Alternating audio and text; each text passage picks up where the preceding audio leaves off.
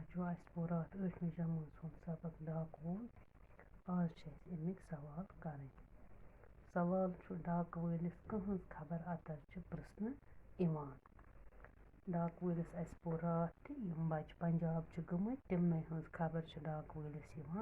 प्रश्न डाक वलिस room Osher आमत सुबहान खबर प्रश्न दोयम सवाल रुम ओशर आमत सुबहान कत तम कोत गमत रात पोर लेसनस मज तम गमत पंजाब रुम ओशर आमत सुबहान पंजाब गमत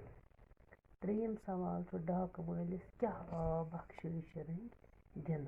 रात पोर तह वन अमिस वाल तुमल चीन प्याल तो यह षटन तो दिस कनो सान डालन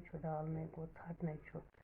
तो डाक वलिस आव यह तुमल चीन प्याल बख्शिश रंग दिन बख्शिश क्या दिवान डाक वलिस क्या बच्चे पन नबर गमत तम प्यारान डाक वोल कर आन तिज खबर तिज चिठ आन पत घर वोल खुश गसान तो दिवान डाक वलिस कह बख्शिश शुरन हज मोज क्या डाक वलिस पृछान इस रुम ओशर आमत सुबहान तिहज मोज क्या डाक वलिस पृछान तमिस पृछान शुरन हज खबर अतर बे डाक वलिस वन